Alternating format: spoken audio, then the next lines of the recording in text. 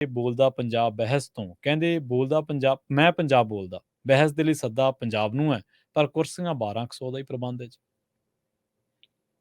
ਪ੍ਰਵੀਨ ਜੀ ਬਿਲਕੁਲ ਮੁੱਖ ਮੰਤਰੀ ਸਾਹਿਬ ਭਗਵੰਤ ਮਾਨ ਹੋਰਾਂ ਨੇ ਜਿਵੇਂ ਚੈਲੰਜ ਕੀਤਾ ਸੀਗਾ ਵਿਰੋਧੀ ਦਲਾਂ ਨੂੰ, ਤੇ ਉਸ ਚੈਲੰਜ ਨੂੰ ਕਦੇ ਸਵੀਕਾਰ ਕੀਤਾ, ਕਦੇ ਅਸਵੀਕਾਰ ਕੀਤਾ, ਕਦੇ ਕਿਹਾ ਆਵਾਂਗੇ, ਕਦੇ ਸ਼ਰਤਾਂ ਲਾਈਆਂ। ਉਹ ਸਭ ਦੇ ਦੁਆਲੇ ਮੁੱਖ ਮੰਤਰੀ ਭਗਵੰਤ ਮਾਨ ਹੋਰਾਂ ਨੇ ਆਪਣੇ ਟਵੀਟ, ਜਿਹੜਾ ਅੱਜ ਕੱਲ੍ਹ ਐਕਸ ਬਣ ਗਿਆ, ਉਹਦੇ ਰਾਹੀਂ ਜਾਣਕਾਰੀ ਸਾਂਝੀ ਕਰਤੀ ਕਿ ਭਾਈ ਆਹ ਰੂਪਰੇਖਾ, ਤੁਸੀਂ ਸਾਰਿਆਂ ਨੇ ਆਉਣਾ ਹੈ ਔਰ ਉਹਨਾਂ ਪਾਰਟੀਆਂ ਨੂੰ ਸੱਦਾ ਹੈ ਜਿਨ੍ਹਾਂ ਦੀ ਪੰਜਾਬ 'ਚ ਸਰਕਾਰ ਕਰ ਰਹੀ ਹੈ। ਜੀ ਜੀ, ਉਹਨਾਂ ਤੋਂ ਜਵਾਬ ਲੈਣਾ ਸੀ ਕਿ ਭਾਈ ਤੁਸੀਂ ਕੀ ਕੀਤਾ, ਸਾਨੂੰ ਹਿਸਾਬ ਕਿਤਾਬ ਦਿਓ। ਤੇ ਕਹਿੰਦੇ ਕਿ ਇਸ ਲਈ ਉਹਨਾਂ ਨੂੰ ਸੱਦਾ। ਉਹਦੇ ਵਿੱਚ ਫਿਰ ਅਕਾਲੀ ਦਲ ਵੀ ਆਉਂਦਾ ਤੇ ਕਾਂਗਰਸ ਵੀ ਆਉਂਦੀ ਆ ਤੇ ਭਾਜਪਾ ਵੀ ਆ ਜਾਂਦੀ ਹੈ ਕਿ ਬਾਇਆ ਅਕਾਲੀ ਦਲ।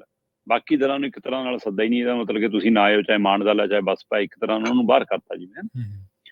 ਸੋ ਪਰ ਕੁੱਲ ਮਿਲਾ ਕੇ ਇਹ ਤਰ੍ਹਾਂ ਨੂੰ ਸੱਦਾ। ਤੇ ਇਹਨਾਂ ਚੋਂ ਲੱਗ ਰਿਹਾ ਕਿ ਜਿਵੇਂ ਇਸ ਵੇਲੇ ਜਾਖੜ ਕਹਿ ਰਹੇ ਨੇ, ਚਾਹੇ ਉਹ ਕਦੇ ਨਾ ਕਦੇ ਕੋਈ ਬਹਾਨਾ ਲਾ ਦਿੰਦੇ, ਹੁਣ ਨਿਰਮਲ ਜੌੜੇ ਵਾਲਾ ਹੈ ਨਾ ਬਹਾਨਾ ਲਾਈ ਜਾਂਦੇ ਜਿਵੇਂ। ਸੋ ਇਸ ਲਈ ਉਸ ਬਹਾਨੇ ਉਹ ਕਦੇ ਲੱਗਦਾ ਕਿ ਉਹ ਜਾਣਗੇ, ਕਦੇ ਲੱਗਦਾ ਨਹੀਂ ਜਾਣਗੇ, ਪਰ ਫਿਲਹਾਲ ਉਹ ਕਹਿ ਚੁੱਕੇ ਨੇ ਕਿ ਮੈਂ ਜਾਊਂਗਾ ਜੀ। ਤੇ ਪ੍ਰਤਾਪ ਬਾਜਵਾ ਵੀ ਥੋੜੀ ਜਿਹੀ ਸੁਰਹੀ ਜੀ ਦਿਖਾ ਰਹੇ ਨੇ ਕਿ ਸ਼ਾਇਦ ਮੈਂ ਚਲਾ ਜਾਵਾਂ। ਅਕਾਲੀ ਦਲ ਅਜੇ ਇਸ ਮਸਲੇ ਤੇ ਇਹ ਚੁੱਪ ਕਹਿ ਲਈਏ ਹੁਣ ਤਾਂ, ਹੈ ਨਾ। ਤੇ ਮੁੱਖ ਮੰਤਰੀ ਭਗਵੰਤ ਮਾਨ ਹੋਰਾਂ ਨੇ ਜਿਹੜਾ ਹਵਾਲਾ ਦਿੱਤਾ ਉਹਦੇ ਤੇ ਕਿਹਾ ਕਿ ਅਸੀਂ ਇਸ ਬਹਿਸ ਦਾ ਨਾਂ ਰੱਖਣ ਜਾ ਰਹੇ ਹਾਂ ਮੈਂ ਪੰਜਾਬ ਬੋਲਦਾ ਜੀ। ਇਹਦੇ ਵਿੱਚੋਂ ਜੀ ਅਸੀਂ ਕਹਿੰਦੇ ਪੰਜਾਬ ਮੰਗਦਾ ਹੈ ਜਵਾਬ, ਉਹ ਅਸੀਂ ਪਹਿਲੀਆਂ ਸਰਕਾਰਾਂ ਨੂੰ ਸਵਾਲ ਪੁੱਛ ਕੇ ਜਵਾਬ ਮੰਗਾਂਗੇ। ਇਹ ਸਾਰੇ ਪ੍ਰੋਗਰਾਮ ਨੂੰ ਨਿਰਮਲ ਜੋੜਾ ਜਿਹੜੇ ਸਾਹਿਤਕ ਵੀ ਨੇ, ਸੱਭਿਆਚਾਰਕ ਸਮਾਗਮਾਂ ਨੂੰ ਵੀ ਦੇਖਦੇ ਨੇ, ਹੈ ਨਾ, ਸਟੇਜ ਦੇ ਮਾਹਰ ਵੀ ਨੇ, ਸੋ ਸਾਰੀ ਰਾਜਨੀਤੀ ਨੂੰ ਵੀ ਸਮਝਦੇ ਨੇ, ਸੋ ਉਹਨਾਂ ਕੋਲ ਮੰਚ ਸੰਚਾਲਨ ਹੈ। ਤੇ ਇਸ ਦੇ ਲਈ ਬਕਾਇਦਾ ਤੌਰ ਤੇ ਮੁੱਖ ਮੰਤਰੀ ਸਾਹਿਬ ਨੇ ਇਹ ਵੀ ਦੱਸਿਆ ਕਿ ਹਰ ਪਾਰਟੀ ਦੇ ਨੁਮਾਇੰਦੇ ਨੂੰ, ਹਰ ਪਾਰਟੀ ਨੂੰ 30 ਮਿੰਟ ਮਿਲਣਗੇ ਜੀ। ਇਹਦਾ ਮਤਲਬ ਇੱਕ ਤਾਂ ਸਪਸ਼ਟ ਹੈ ਕਿ ਇੱਕ ਪਾਰਟੀ ਤੋਂ ਇੱਕੋ ਬੰਦਾ ਬੋਲੂ ਤੇ ਉਹ 30 ਮਿੰਟ ਬੋਲੂ। ਤੇ ਇਸ ਤੋਂ ਇਹ ਵੀ ਸਪਸ਼ਟ ਹੋ ਗਿਆ ਕਿ ਇਹ ਡਿਬੇਟ, ਇਹ ਚਰਚਾ ਖੁੱਲੀ ਚਰਚਾ ਨਹੀਂ ਹੈ, ਭਾਸ਼ਣਬਾਜ਼ੀ ਹੈ ਜੀ। ਮੁੱਖ ਮੰਤਰੀ ਸਾਹਿਬ ਨੇ ਅਚੇਚੇ ਤੌਰ ਤੇ ਜ਼ਿਕਰ ਕੀਤਾ ਕਿ 30 ਮਿੰਟ।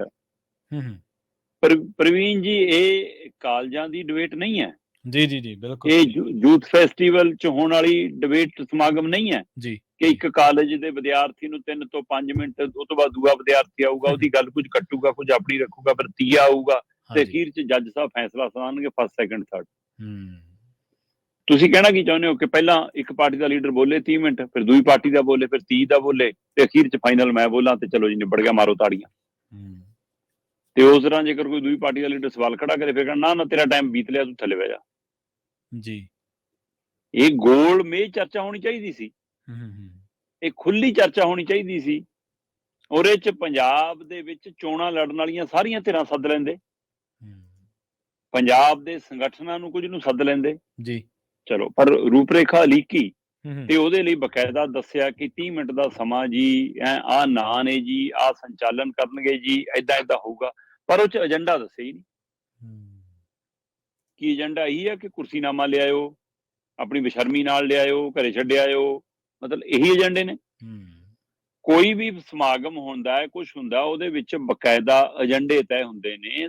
ਉਹਦੇ ਏਜੰਡਿਆਂ ਦੇ ਹਵਾਲੇ ਨਾਲ ਉਹਦੇ ਉੱਤੇ 3 ਪੜਾਅ ਚ ਗੱਲ ਹੋਣੀ ਜ਼ਰੂਰੀ ਹੈ। ਜੇਕਰ ਤੁਸੀਂ ਸੱਚਮੁੱਚ ਪੰਜਾਬ ਦੇ ਮਸਲਿਆਂ ਦਾ ਹੱਲ ਚਾਹੁੰਦੇ ਹੋ ਤਾਂ ਉਹ 5 ਮਸਲੇ 10 ਮਸਲੇ ਤੁਸੀਂ ਮਾਰਕ ਕੀਤੇ ਹੁੰਦੇ ਕਿ ਆਪਾਂ ਪ੍ਰਮੁੱਖ ਤੌਰ ਤੇ ਇਹਨਾਂ ਮਸਲਿਆਂ ਦੀ ਗੱਲ ਕਰਾਂਗੇ ਔਰ ਇਹ ਮਸਲਿਆਂ ਦੀ ਅਜੋਕੀ ਸਥਿਤੀ ਕੀ ਆ। 10 ਮਿੰਟ ਤੁਸੀਂ ਇਹਦੇ ਪਰ ਗੱਲ ਕਰਿਓ, 10 ਮਿੰਟ ਤੁਸੀਂ ਆਪਣੀ ਸਫਾਈ ਦੇਣੀ ਹੈ ਜਾਂ ਆਪਣੀ ਟਿੱਪਣੀ ਕਰਨੀ ਹੈ ਉਹਦੇ ਪਰ ਗੱਲ ਕਰਿਓ, ਕਿਉਂਕਿ ਜਦੋਂ ਕਿਸੇ ਵੀ ਮਸਲੇ ਦੀ ਅਜੋਕੀ ਸਥਿਤੀ ਬਾਚੀ ਜਾਊਗੀ ਤਾਂ ਉਹਦੇ ਵਿੱਚ ਪਹਿਲੀਆਂ ਸਰਕਾਰਾਂ ਦੀ ਜ਼ਿੰਮੇਵਾਰੀ ਵੀ ਨਾਲੇ ਤੈਅ ਹੋਊਗੀ ਤੇ ਉਸ ਤੋਂ ਬਾਅਦ ਫਿਰ ਇਸ ਮਸਲੇ ਦਾ ਹੱਲ ਕੀ ਆ, ਫਿਰ ਇਹਦੇ ਵੱਲ। ਸੋ ਇਹ 3 ਪੜਾਵਾਂ ਚ ਗੱਲ ਹੋਣੀ ਚਾਹੀਦੀ ਆ, ਪਰ ਇੱਥੇ ਅਜਿਹੀ ਕੋਈ ਸੰਭਾਵਨਾ ਨਜ਼ਰ ਨਹੀਂ ਆਉਂਦੀ। ਹਾਂ, ਜੋ ਨਜ਼ਰ ਆਉਂਦਾ ਉਹ ਫਿਕਰ ਵਾਲਾ ਇੱਕ ਪਹਿਲੂ ਨਜ਼ਰ ਆਉਂਦਾ ਪ੍ਰਵੀਨ ਜੀ। ਇੱਥੇ ਜਦੋਂ ਪਾਰਟੀਆਂ ਦੇ ਲੀਡਰ ਬੋਲਣਗੇ ਤਾਂ ਉਹ ਇਹ ਜਚਾਉਣ ਦੀ ਕੋਸ਼ਿਸ਼ ਕਰਨਗੇ ਕਿ ਸਾਡੀ ਸਰਕਾਰ ਨੇ ਤਾਂ ਚੰਗਾ ਹੀ ਕੀਤਾ। ਕਾਂਗਰਸ ਇਹ ਜਚਾਉਣ ਦੀ ਕੋਸ਼ਿਸ਼ ਕਰੂਗੀ ਕਿ ਅਸੀਂ ਤਾਂ ਜੀ ਮਤਲਬ ਕਿ SYL ਦੇ ਮਸਲੇ ਦਾ ਭੋਗੇ ਪਾਤਾ ਸੀ। ਉਹ ਇਹ ਪੱਖ ਤੋਂ ਬਚੂਗੀ ਕਿ ਹਾਂ ਇਸ ਦੀਆਂ ਜੜ੍ਹਾਂ ਪੰਜਾਬ ਚ ਅਸੀਂ ਲਾਈਆਂ, ਇਹ ਵਿਵਾਦ ਨੂੰ ਅਸੀਂ ਗਲ ਪਾਇਆ। ਅਕਾਲੀ ਦਲ ਇਹ ਸਾਬਤ ਕਰਨ ਦੀ ਕੋਸ਼ਿਸ਼ ਕਰੂਗਾ, ਦੇਖੋ ਜੀ ਅਸੀਂ ਤਾਂ ਖੇਤੇ ਮੋੜ ਤੇ ਸੀ, ਅਸੀਂ ਤਾਂ ਨਹਿਰ ਦਾ ਹੀ ਭੋਗ ਪਾਤਾ, ਅਸੀਂ ਤਾਂ ਮਸਲਾ ਹੀ ਹੱਲ ਕਰਤਾ ਸੀ ਜੀ। ਉਹ ਇਹ ਨਹੀਂ ਦੱਸੂਗਾ ਕਿ ਹਾਂ ਸਾਡੀ ਕਿਵੇਂ ਦੇਵੀ ਲਾਣਾ ਜਾਰੀ ਸੀ ਤੇ ਕੀ ਮਸਲਾ ਸੀ, ਅਸੀਂ ਕਿਵੇਂ ਪਗਾਇਆ। ਸੋ ਇਸ ਲਈ ਇਹ ਸਾਰੇ ਪਹਿਲੂ ਦੇ ਵਿੱਚ ਇੱਕ ਦੂਜੇ ਦੇ ਉੱਤੇ ਸਿੱਟਣ ਦੇ ਹਵਾਲੇ ਨਾਲ ਕਿਤੇ ਇਹ ਤਾਂ ਨਹੀਂਗਾ ਕਿ ਇਹ ਚਰਚਾ ਗਵਾਂਢੀ ਸੂਬੇ ਲਈ ਸਹਾਈ ਹੋ ਜਾਵੇ ਤੇ ਉਹ ਇਹਦੇ ਵਿੱਚੋਂ ਕੋਈ ਸਬੂਤ ਇਕੱਠੇ ਕਰਕੇ ਲੈ ਜਾਵੇ। ਜੀ ਜੀ, ਉਹ ਇਹਨਾਂ ਦੀ ਵੀਡੀਓ ਇੱਥੇ ਦੇ ਬੋਲੇ ਹੋਏ ਗੱਲਾਂ ਸਬੂਤ ਬਣ ਜਾਣ ਕੋਈ। ਸੋ ਇੱਕ ਪਹਿਲੂ ਤਾਂ ਇਹ ਫਿਕਰਮੰਦੀ ਵਾਲੀ ਖੜੀ ਹੈ। ਦੂਜਾ ਪਹਿਲੂ ਇਹਦੇ ਵਿੱਚ ਜਿਹੜਾ ਅਹਿਮ ਹੈ ਉਹ ਇਹ ਹੈ ਕਿ ਤੁਸੀਂ ਜਦੋਂ ਖੁੱਲੀ ਚਰਚਾ ਦਾ ਸੱਦਾ ਦੇ ਰਹੇ ਹੋ ਤੇ ਫਿਰ ਉਹ 'ਚ ਸਮਾਂ ਹੱਦ ਵੀ ਲਾ ਰਹੇ ਹੋ ਤੇ ਕੁਰਸੀਆਂ ਵੀ ਗਣ ਕੇ ਲਾ ਰਹੇ ਹੋ। ਮੁੱਖ ਮੰਤਰੀ ਸਾਹਿਬ ਨੇ ਆਪਣੇ ਸੱਦੇ 'ਚ ਕਿਹਾ ਕਿ ਮੈਂ ਪੂਰੇ ਪੰਜਾਬ ਨੂੰ ਸੱਦਾ ਦਿੰਦਾ ਕਿ ਆਓ ਮੈਂ ਪੰਜਾਬ ਬੋਲਦਾ 'ਚ ਪੰਜਾਬ ਦੇ ਹਵਾਲੇ ਨਾਲ ਜਵਾਬ ਪੁੱਛੀਏ। ਤੇ ਬੇਸ਼ੱਕ ਸਿੰਘ ਜਾਖੜ ਕਹੀ ਜਾਂਦਾ ਕਿ ਅਸੀਂ ਜਵਾਬ ਦੇਣ ਥੋੜਾ ਆਉਣਾ, ਤਾਂ ਸਵਾਲ ਪੁੱਛਣਾ ਆਉਣਾ, ਸਰਕਾਰ ਹੋ ਤੁਸੀਂ, ਜਵਾਬ ਤਾਂ ਤੁਸੀਂ ਦੇਣੇ ਆ। ਪਰ ਇਹ ਸਾਰਿਆਂ ਦੇ ਵਿੱਚ ਇਹ ਸਵਾਲ ਹੈ ਕਿ ਉੱਥੇ ਦਾਖਲੇ ਦੀ ਪ੍ਰਕਿਰਿਆ ਕੀ ਹੈ ਜੀ? ਜੀ, ਕੁਰਸੀਆਂ ਉਸ ਡਾਕਟਰ ਮਨਮੋਹਨ ਸਿੰਘ ਆਡੀਟੋਰੀਅਮ ਖੇਤੀਬਾੜੀ ਯੂਨੀਵਰਸਿਟੀ ਲੁਧਿਆਣਾ ਦੇ ਵਿੱਚ 1200 ਦੇ ਕਰੀਬ ਨੇ।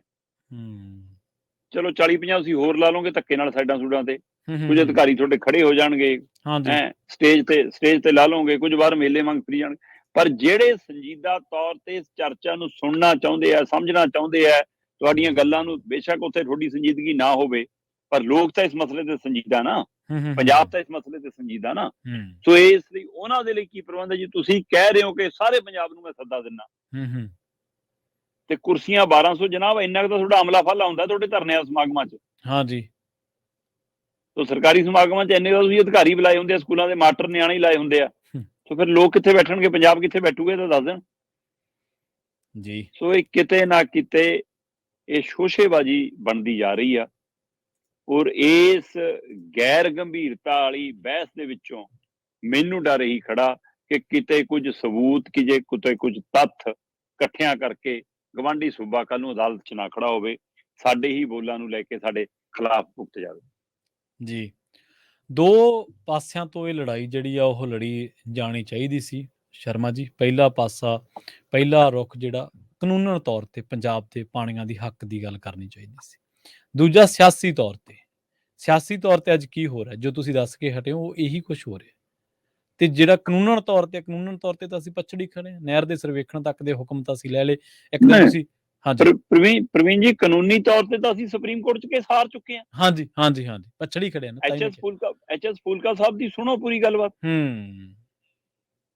ਬੇਸ਼ੱਕ ਪੰਜਾਬ ਦੀਆਂ ਰਾਜਨੀਤਿਕ ਪਾਰਟੀਆਂ ਨੇ ਆਪਣੀ ਗਲਤੀ ਨੂੰ ਸੁਧਾਰਨ ਦੀ ਕੋਸ਼ਿਸ਼ ਕੀਤੀ, ਜਿਵੇਂ ਕੈਪਟਨ ਨੇ ਕਿਹਾ ਕਿ ਲਓ ਜੀ ਅਸੀਂ ਤਾਂ ਪਾਣੀਆਂ ਦੇ ਸਮਝੌਤੇ ਰੱਦ ਕਰਤੇ, ਪਰ ਉਹ 'ਚ ਇਹ ਰੱਖ ਲਿਆ ਕਿ ਜਿੰਨਾ ਪਹਿਲਾਂ ਜਾਂਦਾ ਉਹਨਾਂ ਜਾਈ ਜਾਊਗਾ। ਤੇ ਦੂਜੀ ਗੱਲ, ਇੱਕ ਗਲਤੀ ਸੁਧਾਰਨ ਦੀ ਦੂਈ ਕਰ ਲਈ। ਦੂਸਰੇ ਪਾਸੇ ਇਸੇ ਤਰ੍ਹਾਂ ਬਾਦਲਾਂ ਨੇ ਕਿਹਾ ਕਿ ਗਲਤੀ, ਪਰ ਜਿਹੜੀ ਗਲਤੀਆਂ ਪਹਿਲਾਂ ਵੱਡੀਆਂ ਕਰ ਲੀਆਂ ਉਹ ਠੀਕ ਹੋਣੀਆਂ ਹੁਣ ਔਖੀਆਂ ਨੇ ਨਾ। ਜੀ। ਸੋ ਇਸ ਲਈ ਸੁਪਰੀਮ ਕੋਰਟ 'ਚ ਅਸੀਂ ਕੇਸ ਤਾਂ ਪਹਿਲਾਂ ਹੀ ਹਾਰ ਚੁੱਕੇ ਹਾਂ। ਇਹ ਫੇਰ ਵੀ ਪੰਜਾਬ ਦੇ ਲੋਕਾਂ ਦਾ ਡਰ ਸੀ ਸਰਕਾਰਾਂ ਨੂੰ, ਜਾਂ ਦੇਰ ਨਾਲ ਆਈ ਸਮੇਂ ਦੀਆਂ ਸਰਕਾਰਾਂ ਨੂੰ ਸਮਝ ਸੀ ਕਿ ਉਹਨਾਂ ਨੇ ਇੱਥੇ ਤੱਕ ਲਿਆਂਦਾ ਨਹੀਂ, ਇੰਨੀ ਦੇਰ ਸੁਪਰੀਮ ਕੋਰਟ ਦੇ ਫੈਸਲੇ ਨੂੰ ਰੋਕ ਕੇ ਰੱਖਣਾ ਆਸਾਨ ਨਹੀਂਗਾ। ਤੋ ਇਹ ਪੰਜਾਬ ਦੇ ਲੋਕਾਂ ਦੇ ਏਕੇ ਦਾ ਸਰਕਾਰ ਨੂੰ ਡਰ ਸੀ ਕਿ ਲੋਕ ਸਾਡੇ ਗਲ ਪੈ ਜਾਣਗੇ, ਇਸ ਲਈ ਸਮੇਂ-ਸਮੇਂ ਉਹ ਇਹੀ ਕੋਸ਼ਿਸ਼ਾਂ ਕਰਦੇ ਰਹੇ। ਪਰ ਜਿਵੇਂ ਇਸ ਕੇਸ ਦੀ ਪੈਰਵੀ ਕਰਨੀ ਚਾਹੀਦੀ ਸੀ, ਜਿਵੇਂ ਇਸ ਕੇਸ ਦੇ ਲਈ ਪੈਸਾ ਤਾਂ ਗਿਆ, ਹਾਂਜੀ ਤੁਸੀਂ ਦੱਸਿਆ ਸੀ 23 ਕਰੋੜ ਰੁਪਏ, ਬਿਲਕੁਲ, ਤਾਂ ਵੀ ਅਸੀਂ ਉਸ ਮਸਲੇ ਨੂੰ ਉਸ ਸਥਿਤੀ 'ਚ ਨਹੀਂ ਲਿਆ ਸਕੇ ਕਿ ਅਸੀਂ ਇਸ ਗੱਲ ਤੇ ਆਈਏ ਕਿ ਪਾਣੀ ਦੀ ਮਾਲਕੀ ਤਾਂ ਸਾਨੂੰ ਪਹਿਲਾਂ ਨਿਸ਼ਚਿਤ ਕਰ ਦੋ ਕਿ ਸਾਡੀ ਹੈ। ਹਾਂ, ਸਾਡੀ ਹੈ, ਬਿਲਕੁਲ ਸਹੀ ਜੀ। ਫਿਰ ਸਾਡਾ ਪਾਣੀ ਨਾਪ ਤੋਲ ਤਾਂ ਲਓ ਕਿ ਕਿੰਨਾ ਹੈ। ਅਸੀਂ ਉਸ ਮਸਲੇ ਤੇ ਅਜੇ ਤੱਕ ਸੁਪਰੀਮ ਕੋਰਟ ਨੂੰ ਵੀ ਨਹੀਂ ਲਿਆ ਸਕੇ। ਜੀ। ਸੋ ਇਸ ਲਈ ਵੱਡੀਆਂ ਨਾਕਾਮੀਆਂ ਨੇ ਤੇ ਉਸ ਨਾਕਾਮੀਆਂ ਨੂੰ ਇਹ ਸਰਕਾਰ ਨੂੰ ਸਾਰੀਆਂ ਧਿਰਾਂ ਨਾਲ ਸਿਰ ਜੋੜ ਕੇ ਬੈਠ ਕੇ ਸੁਧਾਰ ਕੇ, ਕੋਰਟ ਵਾਲੇ ਪਾਸੋਂ ਵੀ ਤੇ ਕੇਂਦਰ ਵਾਲੇ ਹਵਾਲੇ ਨਾਲ ਵੀ ਘੇਰਾਬੰਦੀ ਕੇਂਦਰ ਦੀ ਕਰਨ ਦੀ ਲੋੜ ਸੀ, ਨਾ ਕਿ ਆਪਣਾ ਭੰਡ ਭੰਡਈਆ ਕਰਕੇ ਪੰਜਾਬ ਨੂੰ ਮਤਲਬ ਕਿ ਨਵੇਂ ਸਵਾਲਾਂ ਦੇ ਘੇਰੇ 'ਚ ਪਾਉਣ ਦੀ ਸੀ। ਜੀ।